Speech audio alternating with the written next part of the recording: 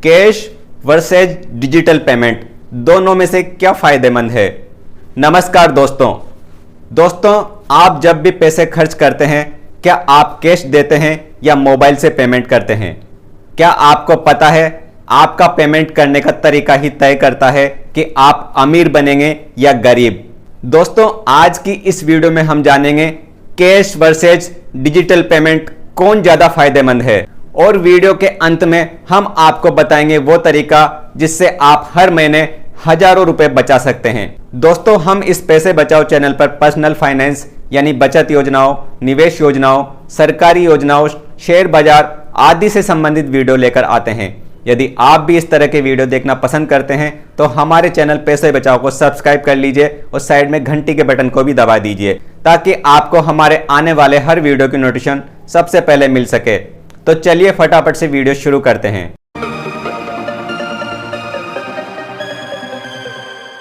दोस्तों, आज भारत में तेजी से डिजिटल पेमेंट बढ़ रहा है।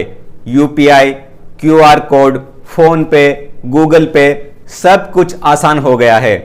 लेकिन सवाल है, क्या आसान चीज हमेशा सही होती है? पहले लोग कैश लेकर चलते थे, खर्च करने से पहले सोचते थे। अब मोबाइल से बस स्कैन करो और पे करो, और यहीं से शुरू होती है ओवर स्पेंडिंग यानी अधिक खर्च करने की असली कहानी। दोस्तों, अब बात करते हैं कैश पेमेंट के फायदे की। तो दोस्तों, कैश में पेमेंट करने से खर्च पर कंट्रोल रहता है।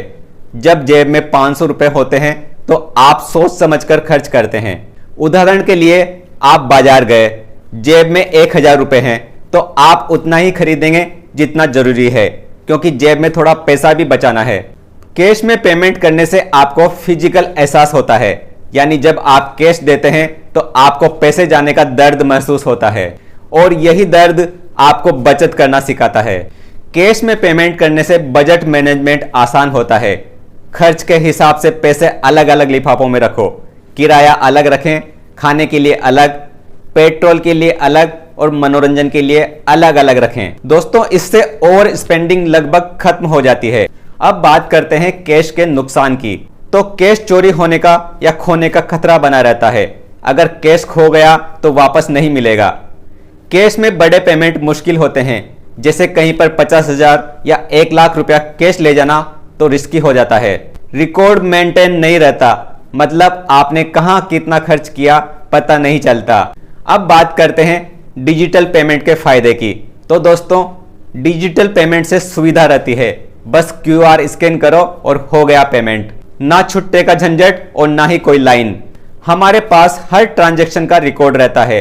आप ऐप में देख सकते हैं कब खर्च किया, कितना खर्च किया और कहां खर्च किया। यह आपको फाइनेंस ट्रैक करने में मदद करता है। और डिजिटल पेमेंट में कैशबैक और ऑफर्स आते रहते हैं।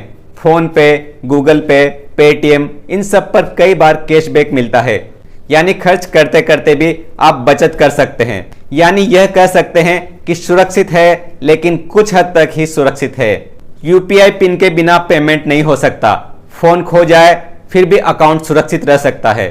दोस्तों, डिजिटल पेमेंट के फायदे हैं तो कुछ नुकसान भी है, जैसे ओवर स्पेंडिंग यानी ज्यादा खर्च करने का खतरा। बस 100 रुपए ही तो है, ऐसे ऐसे करके हजारों खर्च हो जाते हैं, क्योंकि दर्द महसूस नहीं होता। और डिजिटल पेमेंट का सबसे बड़ा खतरा है ऑनलाइन फ्रॉड का खतरा, जिसे हम साइबर धोखाधड़ी के नाम से भी जानते हैं, जैसे fake QR code, OTP scam, UPI fraud आदि। एक छोटी सी गलती और सारे पैसे गायब। नेटवर्क और सर्वर पर निर्भरता होती है, यानी नेटवर्क नहीं है तो पेमेंट नहीं कर सकते।